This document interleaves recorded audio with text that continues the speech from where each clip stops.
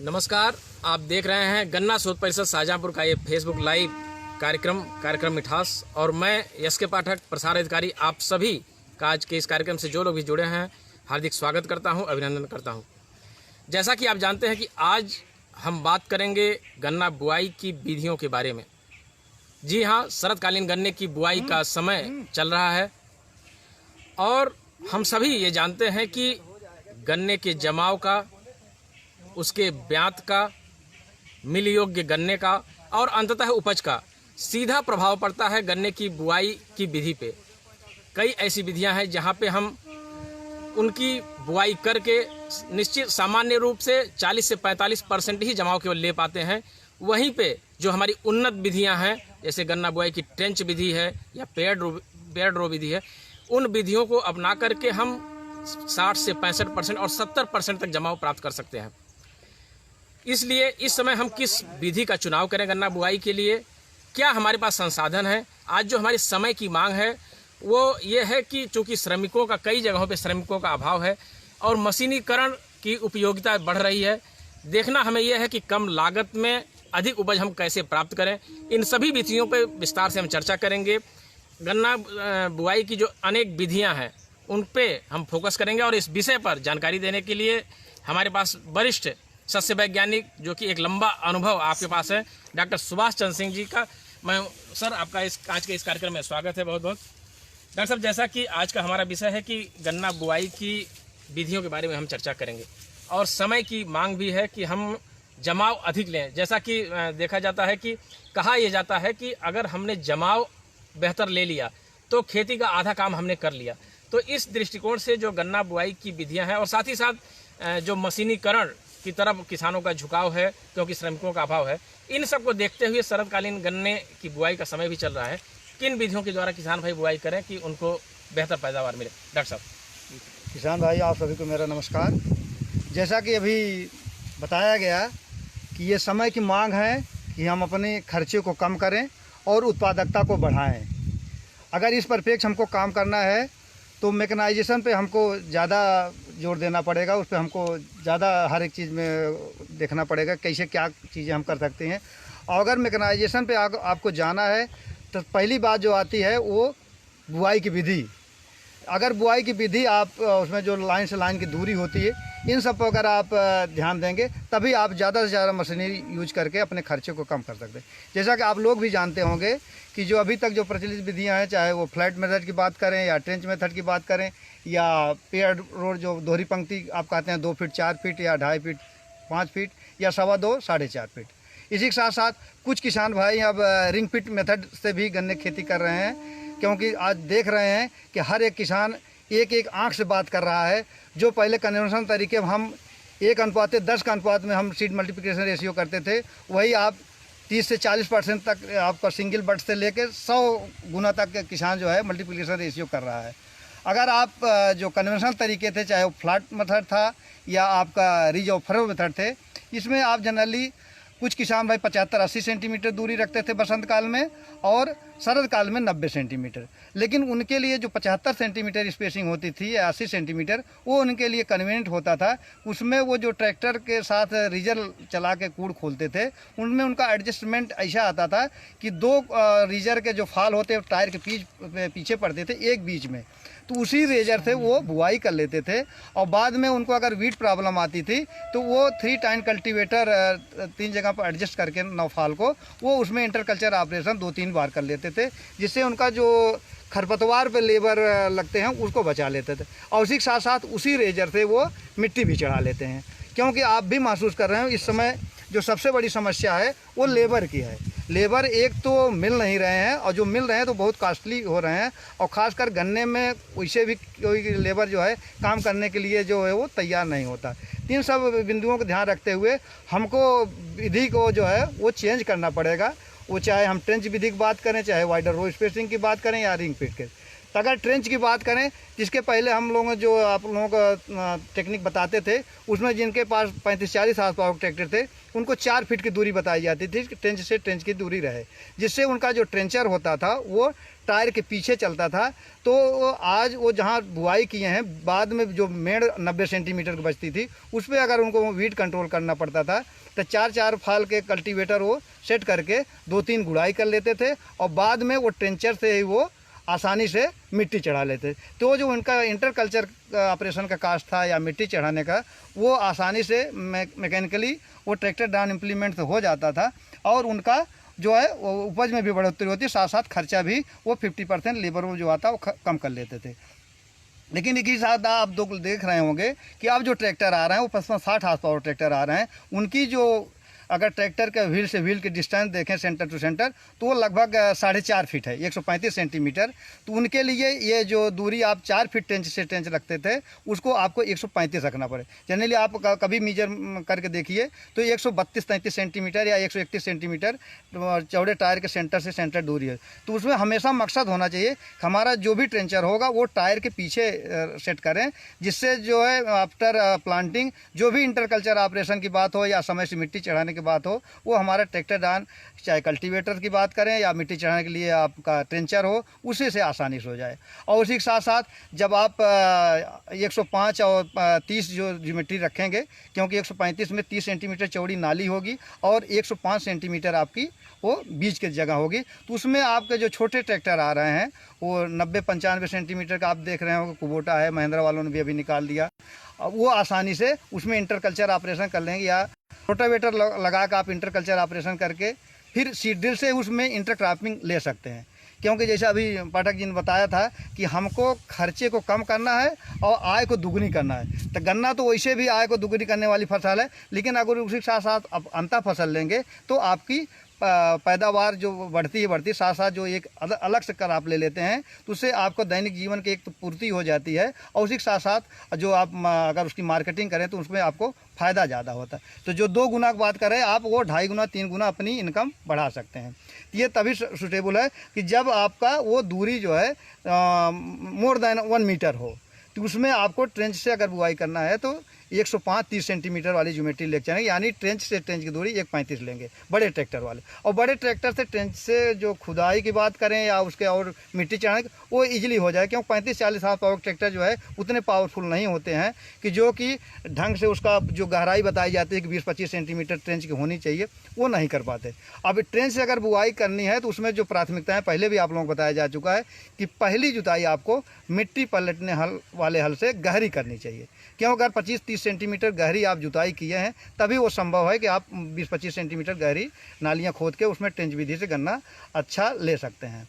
लेकिन जनरली देखा जाता है किसान भाई हमारे हैरो, कल्टीवेटर या रोटावेटर से खेत की तैयारी करके वो ट्रेंच विधि अपनाते हैं, तो आप देखे होंगे कि उनकी गहराई जो 12-15 सेंटीमीटर से ज़्यादा नहीं होती। वो उनका भ्रम है कि 12-15 सेंटीमीटर गन्ना आपने नाली खोदा, 12-15 सेंटीमीटर मिट्टी ऊपर चली गई तो वो 30 सेंटीमीटर गहराई दिख रही है, लेकिन एक्चुअल जो गहराई होती है वो 20-25 सेंटीमीटर करेंगे, तो अगर ऊपर से अगर आप देखें तो 40-45 सेंटीमीटर गहराई होती है।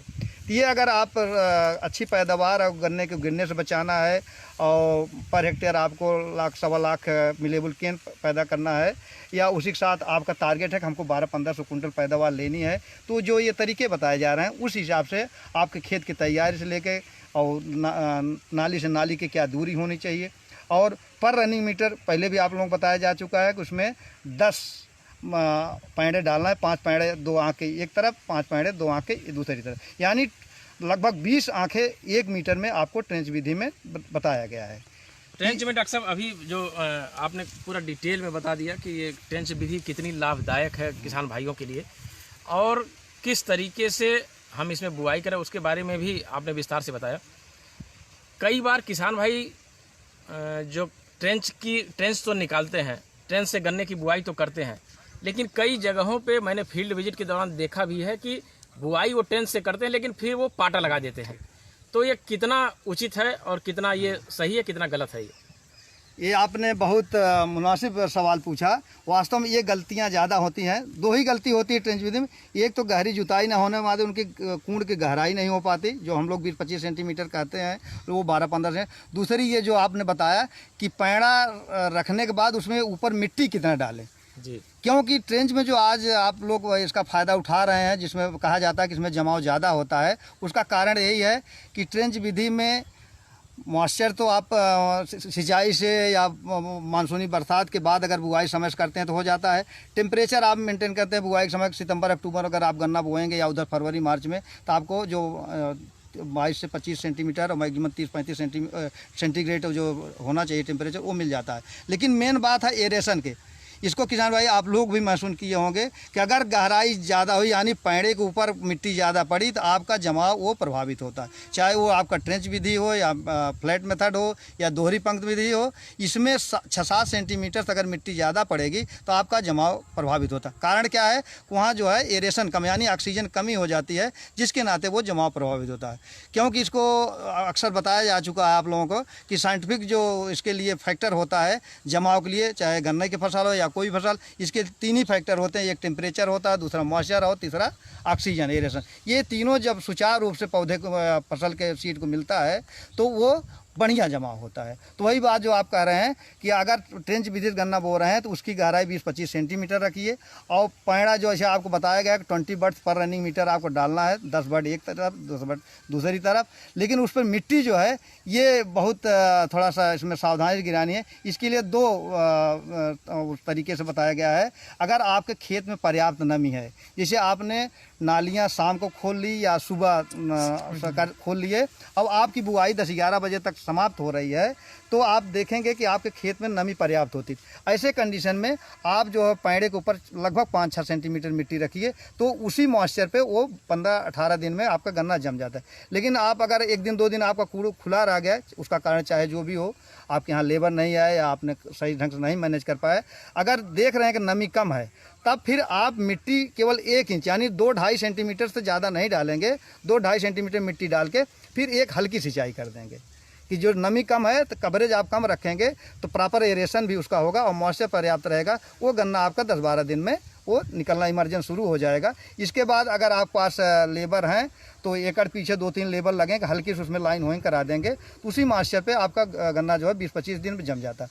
बाय द वे अगर आप लेबर की व्यवस्था नहीं कर पा रहे हैं तो 15 दिन पे एक सिंचाई और कर दीजिए, तो मॉइस्चर प्रॉपर हो जाएगा और जो ऊपर का ड्राई पपड़ी जमी हुई है वो आपकी टूट जाएगी, आपका जमा। लेकिन अगर आप गुड़ाई ना कर जब सिंचाई करते हैं तो एक समस्या आती है खरपतवार की। तो खरपतवार अगर होगा तब भी आपका गन्ने के जमाव तो अच्छा होगा, लेकिन खरपतवार अधिक होने के नाते भी आपका जो है वो उपज प्रभावित हो सकती है। तो ऐसे कंडीशन में मजबूरी में जैसे उसे मना किया जाता है कि हम लोग कम से कम हर्बिसाइड डालें। लेकिन अगर आप खरपतवार हो गया, लेबर नहीं मिल पा रहे हैं, तब जो सेलेक्टिव हर्बिसाइड आप लोगों को जो बताया जाता है कि आप 2,4-D ले लीजिए 2.5 लीटर 1 हेक्टेयर के लिए और 500 ग्राम मेट्रीब्यूजिन, इसको 1000 लीटर पानी में घोल बना के वो आप छिड़काव कर देंगे, तो जो सीजनल वीड्स हैं वो लगभग 80% जो होते हैं वो ख़त्म हो जाएंगे। थोड़ा बहुत जो आपका पेरेनियल वीड जैसे दूब है या मोथा है, ये सब अगर हैं तो ये आपको धीरे धीरे मैनुअली आप मैकेनिकली उसको निकाल लेंगे तो आपकी उपज प्रभावित होने से बच जाएगी। ये अगर आप सावधानियाँ रखेंगे तो आपकी उपज अच्छी होगी। दूसरा एक और आपको सावधानी रखनी पड़ेगी कि जो जब आप 20-25 सेंटीमीटर गहरी नाली बनाते हैं तो नीचे हार्ड पैन होती है, तो या तो पहले आप सब सॉइलर चला के या डीप प्लाविंग करके आप हार्ड पैन को तोड़े रहें तब तो कोई दिक्कत। अदरवाइज अगर वो नालियों में हार्ड पैन है तो उसमें केमिकल फर्टिलाइजर आपको बताया जाता है कि शरदकालीन 200 kilogram nitrogen, 80 kilogram phosphorus, 60 kilogram potash और उसी के साथ 20 kilogram zinc sulphur per hectare देते हैं। तो उसमें नाइट्रोजन बताया गया कि 1/3 बोते समय दिए, बाकी 2/3 आपको टॉप ड्रेसिंग के रूप में दिया जाता है। तो ये 1/3 नाइट्रोजन, फास्फोरस, पोटेशियम और जिंक सल्फेट देने के बाद उसमें ऊपर आप 2 टाइन कल्टीवेटर 2 जगह एडजस्ट करके ट्रैक्टर के पहिए के पीछे उसमें चला देंगे तो फर्टिलाइज़र भी ज़मीन में मिल जाएगा और उसी के साथ साथ हार्ड पैन दूध। लेकिन इसी के साथ साथ उसमें जैविक खाद आपको डालना आवश्यक है। इसको इसलिए करना है तो आप लोग भी महसूस कर रहे हो कि ज़्यादातर किसान भाइयों की जो मिट्टी है उसमें ऑर्गेनिक मैटर की जो मात्रा देखी जा रही है वो 0.5 के बिलो जा रही है, ज़्यादातर 0.3, 0.2, 0.4 तक जा रही है। वो 0.5 के अबव होना चाहिए। ऐसे परिस्थिति में जब आपने गहरी नाली बना दिया तो वहाँ जो भी ऑर्गेनिक मैटर है वो मेड़ पे चला जाता है। तो ऐसे कंडीशन में आप देखेंगे जो भी केमिकल फर्टिलाइज़र आप दिए हैं तो उनके लिए जो बेनिफिशियल माइक्रो ऑर्गेनिज्म जो उनके मिनरलाइजेशन में सहयोग करते हैं, खासकर अगर नाइट्रोजन की बात करें तो जैसे उसको नाइट्रोसोमोनास है वो एमाइड फार्म से जो अमोनिया बदल उसको नाइट्राइट फार्म बदलता है, नाइट्रोबैक्टर उसको नाइट्राइट से नाइट्रेट। ये अगर बैक्टीरिया उसमें ऑर्गेनिक मैटर नहीं होगा तो वो उसकी पॉपुलेशन वहाँ का ना के बराबर हो गई। तो जो भी आप नाइट्रोजन दिए हैं उसकी यूज एफिशिएंसी और कम हो जाएगी। जनरली ये पाया गया है कि 35-40% जो भी हम यूरिया के रूप में नाइट्रोजन देते हैं वो पौधे ले पाते हैं, लेकिन अगर नीचे की सतह ऑर्गेनिक मैटर नहीं है तो ये यूज एफिशिएंसी और डाउन हो सकती है।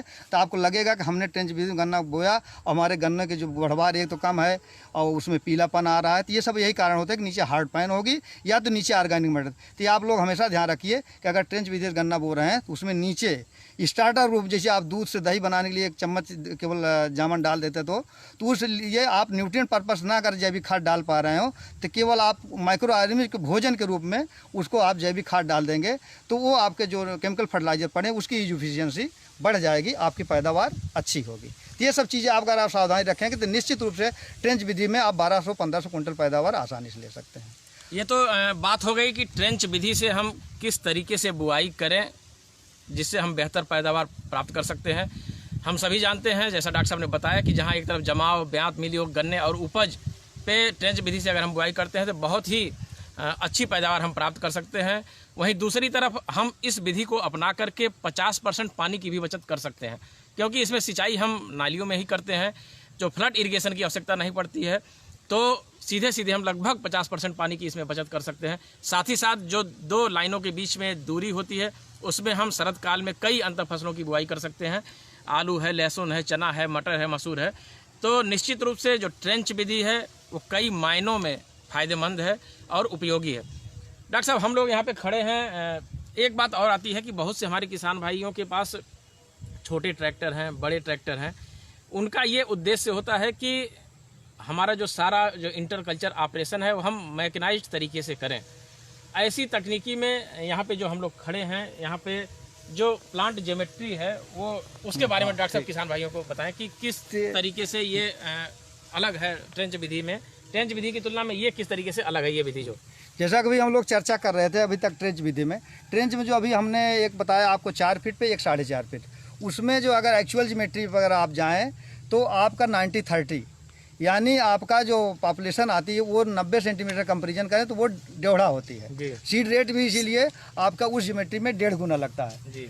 और 120 और आपका जो 135 बताया गया उसमें आपका 15 सेंटीमीटर और बढ़ता है तो उसमें आपका 12% जो है वो सीड रेट ज़्यादा। लेकिन अगर आप बात करते हैं दोहरी पंक्ति विधि की, चाहे वो 2 फीट 4 फीट हो, 2.5, 2.25, 4.5 हो या 2.5-5 हो, तो नॉर्मल सॉइल में अगर देखा जाए तो वो जो है 2 फीट 4 फीट मुसाफिर हो गए, जिनके पास अगर 3 फीट के चौड़े ट्रैक्टर छोटे हैं उनके लिए। लेकिन जो पावरफुल ट्रैक्टर आ रहे हैं, चाहे जॉन डियर की बात करें, मैसी, उनकी जो विड्थ है वो 106 सेंटीमीटर से लेकर 112 सेंटीमीटर है। अगर इस विड्थ के ट्रैक्टर आप यूज करते हैं, चाहे इंटरकल्चर ऑपरेशन के लिए, खरपतवार पॉइंट ऑफ व्यू से, या इंटर क्रॉपिंग के लिए आप उसमें रोटरी यूज करके टिलेज ऑपरेशन कर रहे हैं, फिर आपको सीड ड्रिल से इंटर क्रॉप की बुआई करना हो, या अल्टीमेटली लास्ट में आपको मड प्रेशर से मिट्टी चढ़ाना हो, तो उनके लिए पावरफुल ट्रैक्टर की ज़रूरत पड़ती है। तो उसमें फिर आपका ये जो 106 से 12 सेंटीमीटर के ट्रैक्टर हैं, यही जो है वो कारगर साबित होते हैं। अदरवाइज उतने पावरफुल ना होने फिर ट्रैक्टर में उतनी अच्छी मिट्टी नहीं चढ़ पाती है। तो ये आप 2.25, 4.5 जो हमारे फार्म पर आप देख रहे हैं, जैसे अभी आपको दिखाया जा रहा है, ये 2.25 फीट 4 फीट का ही है। ये 2 लाइनों के बीच में ये 2.25 फीट की दूरी है। हाँ, और बीच में जो देख रहे हैं ये 4.5 फीट है। ये 4.5 फीट। तो इसमें आपका आसानी से ट्रैक्टर वो चल जाता है, जिससे मिट्टी भी चढ़ जाती है, या इसमें इंटर क्रॉपिंग करना चाहें तो वो भी आसानी से हो जाता है।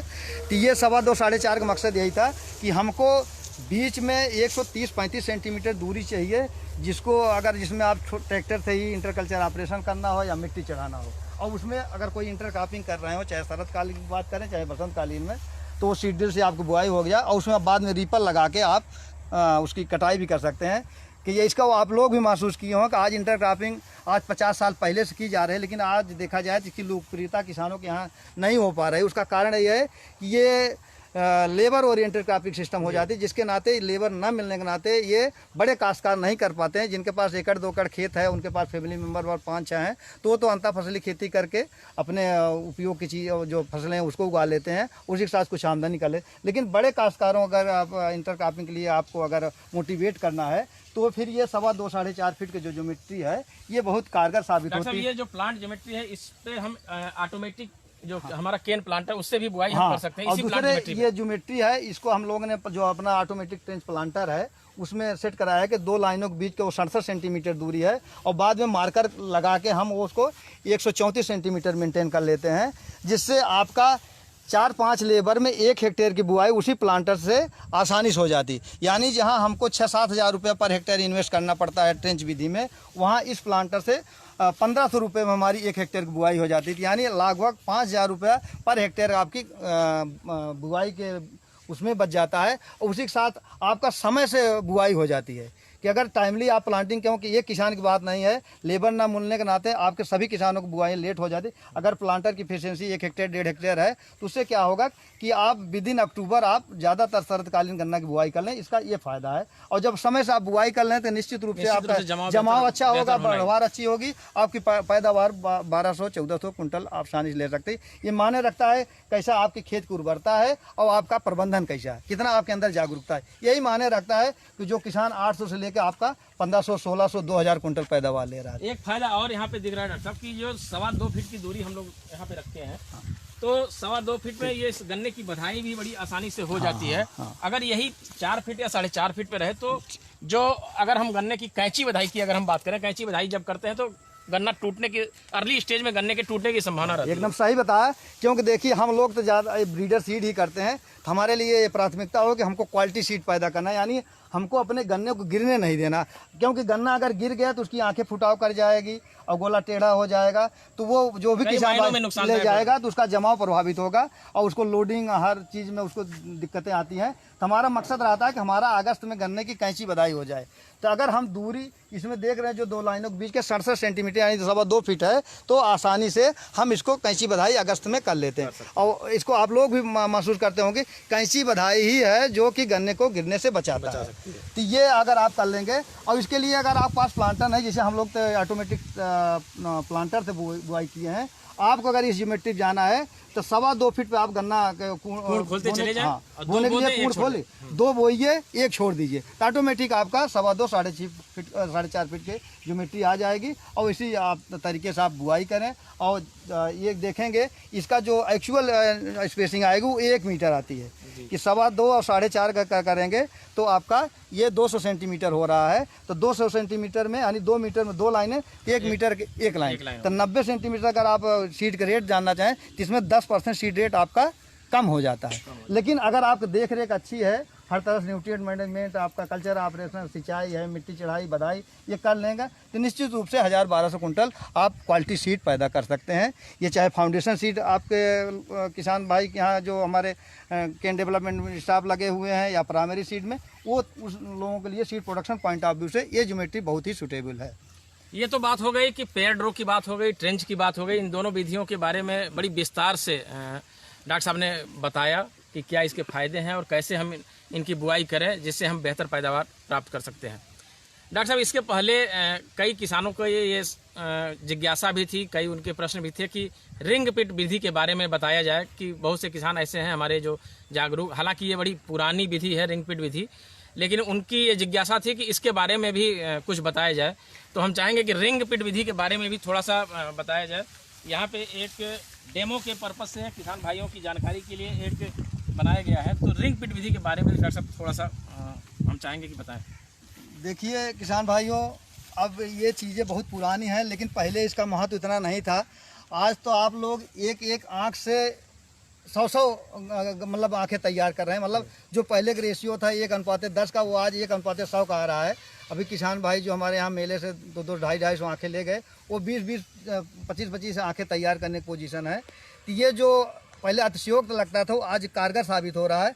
पहले यही पिट की बात थी, इसको मैनुअली डिगिंग करने की बात आती थी तो लेबर ज़्यादा इन्वॉल्वमेंट होता था, जिसके नाते ज़्यादातर किसान नहीं कर पाते थे। लेकिन जो जागरूक किसान होते थे वो इसको मेथड अपनाते। लेकिन बाद में पिट डिगर आ गया तो इसका थोड़ा सा पॉपुलैरिटी बढ़ी, लेकिन आने वाले दिनों में उनको कुछ समस्याएं आई, चाहे सिंचाई की बात हुई या वीट कंट्रोल की, तो उसमें ये रुक गया। लेकिन अगर इसका मेथड की बात करें तो अगर आपको रिंग पिट मेथड से अगर आपको गन्ने की बुआई करना है तो इसमें जो पिट से पिट की दूरी होगी उसको आपको 4 फीट रखना पड़ेगा, यानी 120 सेंटीमीटर। ये पहला गड्ढा जो है, अब उसके इस गड्ढे का जो सेंटर है, यहाँ से अगर दूसरा गड्ढा बनाते हैं तो 4 फीट। हाँ, सेंटर से दूसरे सेंटर का 1 रहेगा, लेकिन इस गड्ढे का अगर डायमीटर की बात करें तो ये 90 है, यानी एक छोर से दूसरे छोर के ये 90 सेंटीमीटर। और बीच में जो 30 सेंटीमीटर आपको आने जाने के लिए या इंटरकल्चर ऑपरेशन के लिए आपको जगह मिल जाएगी। तो अगर आप 120 पे निशान लगा के फिर उस पर लाइन डोर डाल के आप 90 सेंटीमीटर डायमीटर का आप पिट डिगिंग कर लीजिए ट्रैक्टर डान इम्प्लीमेंट पिट डिगर से। इसके बाद इसकी जो गहराई रखेंगे आप 45 सेंटीमीटर रखेंगे जी। शुरू में आप इसमें गोबर की खाद 2 किलोग्राम गोबर की खाद, पहले तो हम लोग जब इसका चौड़ाई ज़्यादा रखते थे 5 किलो, लेकिन अब उसकी उपलब्धता नहीं हो पा रही है, तो कम से कम 2 किलोग्राम आप गोबर की खाद डालिए। और उसी में अगर आपके पास सिंगल सुपर फास्फेट है तो वो लगभग 75 ग्राम एक पिट में आएगा।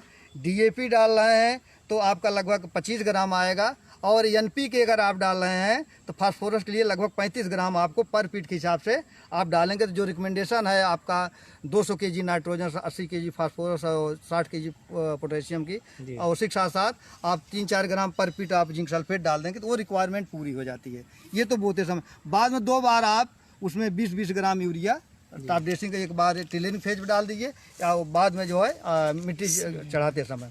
जिसमें पिट में जो देख रहे हैं अभी आपको दिखाया टुकड़े डॉक्टर साहब एक पिट में रखा, अगर जो ये आपने बताया कि तो जैसे अभी आपको बताया कि अगर 120 सेंटीमीटर से सेंटर आप पिट रखेंगे तो इसमें लगभग 6900 गड्ढे बनेंगे। 1 हेक्टेयर में 6900 गड्ढे, 6900 इसमें जो है पिट्स आएंगे। तो अगर इतना हो रहा है तो उसमें अगर आप देखेंगे तो अगर नंबर ऑफ बर्ड्स पर पिट तो ये 40 नंबर ऑफ बर्ड की अगर बात करें, अगर 40 बर्ड डाला है। अब अगर देख रहे हैं पोरियों की लंबाई ज़्यादा है, जैसे इसमें आप देख रहे हैं ये हमारी 118 वैरायटी है, तो उसमें जो है पोरियों का साइज जो है वो ज़्यादा है, तो इसमें 1 बर्डेड डालिए। लेकिन अगर पोरियाँ छोटी है 2 बर्डेड, लेकिन नंबर ऑफ बर्ड से आपका वो 40 होगी। लगभग 40 हाँ, 2 बर्डेड डाले हैं 20 आपका सेट डालना है। अगर सिंगल बर्ड डाल रहे हैं तो आपका वो 40 जो है। तो अगर आपने 40 बर्ड डाल लिया, अगर इसमें 50% भी आपने जमाव करा लिया तो आपको निश्चित है कि 20 केन्स पर पिट्स हो जाएंगे। अगर 20 गन्ने आपने एक पिट में तैयार किया, जैसे हम लोग भी चर्चा करें तो 6900 अगर रफली आप कैलकुलेशन करना चाहें तो अगर आपने 7000 गड्ढे बनाए हैं तो 7 दूनी 14, 1,40,000 मिलेबल केन हो रहे हैं। एक गन्ना 1 किलो का, अगर एक गन्ना 1 किलो हो जाए उससे अधिक ही होगा, तो आपका 140 टन की आ रही है। तो पैदावार इसमें पैदावार निश्चित रूप से आप 140 से 160 कुंटल आसानी से ले सकते। और जिस तरह से 238 वैरायटी 118 है, 13,235, इन सब का तो आप जो बताया जा रहा था पहले, इसमें 180 टन का पोटेंशियल वो आसानी से आप ले सकते हैं। तो इसमें जो सावधानियां रखना है वो जो 45 सेंटीमीटर आपने गड्ढा खोदा है, शुरू के समय में आप 15 सेंटीमीटर गोबर की खाद और जो अभी आपको फर्टिलाइजर रूम बताया गया, चाहे NPK डाल रहे हैं या SSP डाल रहे हैं, उसी के साथ यूरिया और पोटास और सब डाल के मिक्सचर रूम छोड़ दीजिए। इसके बाद ये जो 40 बर्ड जो है इसको आप 0.1% इसमें बोविस्टिन के घोल में आप उपचारित करके 5-7 मिनट इसको फिर डालिए। तो उसको ये होता है कि उपचारित कर लेंगे, जिसका थोड़ा जो भी कोई इन्फेक्शन होगा तो ख़त्म हो जाएगा और जमा भी आपका अच्छा होगा। डालने के बाद वही बात यहाँ भी आ रही है, पर्याप्त नमी है तो इसके ऊपर 3-4 सेंटीमीटर ज़्यादा मिट्टी न डालिए। पर्याप्त नमी है तो 3-4 सेंटीमीटर मिट्टी डाल देंगे तो इसमें 50-60% जमाव आसानी से होगा। और इस समय अगर सितंबर में कोई रिंग पिट मेथड तक गन्ना बुआई करेगा तो निश्चित रूप से इसमें 80-85% जमा होगा, क्योंकि बर्ड भी अच्छी है, इसमें अभी ग्लूकोज की मात्रा ज़्यादा यानी चीनी अभी कम है, तो इसका जमाव अच्छा होगा। तो जो अभी हम लोग कैलकुलेट कर रहे थे 20 गन्ने पर पिट, तो ये इसमें तो 30-35 गन्ने भी एक पिट में बन जाएंगे। तो निश्चित रूप से आप 150 टन के ऊपर जाए, 1500 से 2000 कुंटल पैदावार आसानी से। और दूसरा फायदा है कि आपका जो आज गन्ना गिर जाने पे आपका उपज घट जाती है, हाँ, समस्या नहीं रहती। इसके भी समस्या आप गहराई में कर लेंगे, क्योंकि 45 सेंटीमीटर गन्ना आप गड्ढा खोद रहे हैं तो निश्चित रूप से गन्ने के जो जड़ों का विकास है वो 2 फीट के नीचे ही जाएगा, तो आपका गन्ना गिरने से बचेगा। भाई देवे अगर आपका एक गन्ना 1.5 किलो 2 किलो का, तब उसमें आपका रस्सी या बांस बल्ली जो भी लगाना हो, लेकिन निश्चित रूप से जितना आप लगाएंगे उससे आपका आउटपुट उसका दुगना ही होगा। तो आप 150-200 टन आप इसमें पैदावार ले सकते, लेकिन ये वही किसान कर सकता है जिसकी अपनी शौक हो। अगर पिट डिगर है तो वो आसानी से किया जा सकता है। बाकी वही बाद में थोड़ा सा इसमें जो लिमिटेशन है कि जब आप सिंचाई करते हैं तो जो बगल मिट्टी होती है वो गिर जाती है, और अगर मिट्टी गिर जाती है तो कभी काल देखे होंगे जमाव प्रभावित होता है। वैसे भी इस टेक्निक में हम लोग टिलर रिड्यूसिंग मतलब उसको रिस्ट्रिक्टिंग मेथड कहते हैं। इसको हमको टिलर होने नहीं देना, जो मदर सूट रहे उन्हीं को हमको मिलेबल केन बना लेना है, जिससे हमारा यील्ड के साथ साथ चीनी परता भी बढ़े।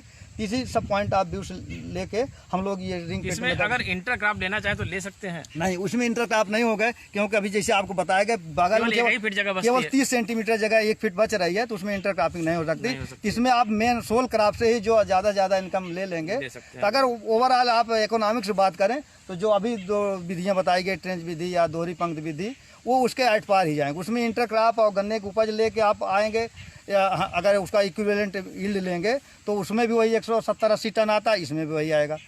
लेकिन इसमें जो सीड रेट है वो कन्वेंशनल के मुकाबले इसमें जस्ट डबल लगता है। पहले तो इसमें जो रिकमेंडेशन थी वो 60 बड पर फीट था, लेकिन अब नई अच्छी जो वेराइटी है इनका जमाव भी अच्छा है, इसलिए 40 बड ही आप पर फीट जो है रिकमेंड किया गया है, कि जिससे आपका जो हाँ 3 गुना 3.5 गुना सीड लगता था कन्वेंशनल कंपेरिजन में, वहाँ आपका ये 2 गुना में हो जाता है। तो एक गड्ढे से दूसरे गड्ढे की दूरी 120 हाँ, इसके लिए यही तरीका, एक लाइन से दूसरी लाइन की भी दूरी इसको अगर आपको करना हो प्रैक्टिकली, तो जो आपका एरिया है उसमें 120 में एक बार लंबाई में निशान लगाए, एक बार चौड़ाई में। फिर आपका जहाँ क्रॉस बने बस वही निशान लगा, वहीं पे आप पिट बनाएंगे, तो निश्चित रूप से आप देखेंगे कि जो डायमीटर होगा वो 90 सेंटीमीटर, जो पिट डिगर होता है उसका जो उसको डिगिंग का जो वो लगा हुआ है उसमें डिगर, वो 90 सेंटीमीटर डायक होता है, वो आसानी से हो जाता है। यही इसका दक्षिणी भारत में ये आपको 150 से 180 रखते हैं, लेकिन वो उनके यहाँ थोड़ा सा तापमान भी हमारे के खिलाफ जो अनुकूल रहता है। हम लोगों के यहाँ देखे हम गर्मी में ज़्यादा गर्मी, ठंडी में ज़्यादा ठंडक, तो दोनों प्रतिकूल होता है। तो उनके यहाँ तो जो है 180 सेंटीमीटर फीट से फीट ठीक है, लेकिन अपने नॉर्थ इंडियन कंडीशन में 120 सेंटीमीटर बेहतर पाया गया है। इसमें आसानी से आप 1500 कुंटल से अधिक पैदावार ले सकते हैं। ये तो बात हो गई रिंग पिट की, भी चर्चा हो गई काफ़ी विस्तार से भी, कि किस तरीके से हम गड्ढा बनाएं और गड्ढे की दूरी कितनी होनी चाहिए, लाइन से लाइन किस तरीके से हम एक गड्ढे से दूसरे गड्ढे की दूरी क्या रखते हैं, एक गड्ढे लाइन से लाइन दूरी क्या रखते हैं। अब हम बात करेंगे एक और विधि की, जो कि इस समय काफ़ी प्रचलित है, और अभी जो हमारे दर्शकगण पिछले मंगलवार को जुड़े थे, पिछले से पिछले मंगलवार को जुड़े हुए थे, उन्होंने देखा भी होगा कि यहीं पे लाइव डेमो किया गया था कि एसटीपी विधि का, कि एसटीपी पे बेड तैयार करते समय किस तरीके से बुआई की गई थी, ये ट्रे में कैसे तैयार किया गया था, और ये जो हमारे ये एक बोरी पे रख करके तैयार किया गया था। और वीसी जादव साहब हैं, इन्होंने बड़े विस्तार से बताया था। आप देख रहे हैं 15 दिन में डॉक्टर साहब काफ़ी जम गया है।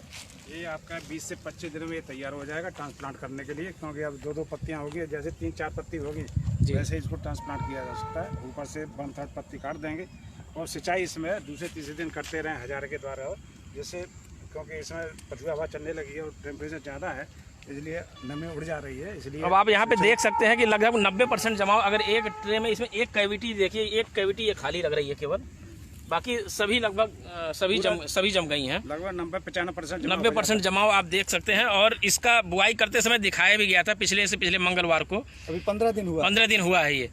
तो ये विधि, इसके बारे में विस्तार से चर्चा भी हुई थी कि ये कितनी उपयोगी है, कम बीज की मात्रा, जैसा कि आज मांग भी है कि नई किस्मों की उपलब्धता कम है, उस हिसाब से ये एसटीपी विधि जो है इस तरीके से आप तैयार करके और अपनी कम बीज में अधिक पैदावार ले सकते हैं।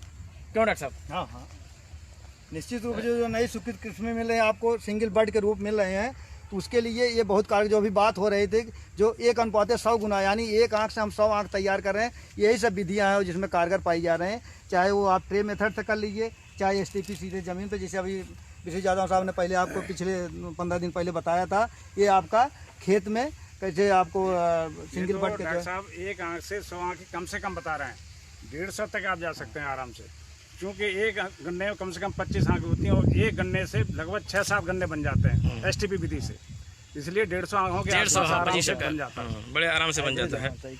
ये जो डॉक्टर साहब आपने बोरी पे तैयार कराया था किसानों की सहूलियत के लिए, ये देखिए, ये बड़ी आसानी से उठा करके आप उठा सकते हैं। पकड़ो उधर,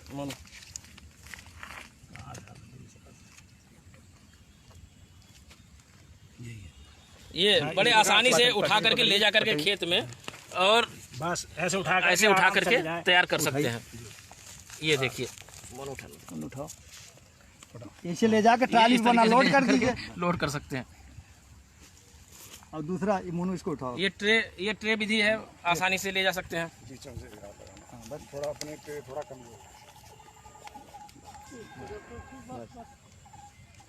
एक चीज और, ये जो बेड पे डॉक्टर साहब DC जादव साहब भी हैं, एक ये बेड पे जो तैयार किया गया है, एक बार और हमारे किसानों को थोड़ा सा अपडेट कर दीजिए। अब इनको अगर ले जाना हो तो आपने बताया था कि 3 दिन पहले इसकी सिंचाई कर देनी चाहिए। किसान भाइयों, जब भी आपको ये ट्रांसप्लांट के लिए पौध उखाड़नी होती है तो लगभग 1 दिन या 2 दिन पहले समुचित सिंचाई कर दें। जब पौधा हम उखाड़ेंगे ऐसे पकड़ करके, तो इसके साथ में जड़ों के साथ में मिट्टी हल्की सी लगी हुई आएगी। वो जब 2 घंटे के लिए 3 घंटे के लिए पर्याप्त होती है, पौधा आपका सूखेगा नहीं। तो निश्चित रूप से सिंचाई करने के उपरांत ही ट्रांसप्लांट के लिए पौधे को ले जाया जाए। तो ये बड़ी विस्तार से आज चर्चा हुई, जो सभी विधियों पे मुझे लगता है कि कोई पहलू, गन्ना बुआई की विधि का कोई पहलू अछूता नहीं रहा। और डॉक्टर सुभाष सिंह साहब ने मुझे लगता है कि बहुत ही विस्तार से आप लोगों को ट्रेंच विधि के बारे में, पेड़ रो के बारे में, और जो रिंग पिट विधि है, कई किसानों की मांग भी थी। और संजोग से डॉक्टर VC जादव जी भी उपलब्ध हो गए, तो STP के बारे में जो और अपडेट जानकारी हो गई। बहुत बहुत धन्यवाद डॉक्टर साहब आप दोनों लोगों का, और जो किसान भाई इस कार्यक्रम से जुड़े हुए हैं, बहुत बहुत धन्यवाद। नमस्कार। थोड़ा बाल्टी में पानी मिलेगी।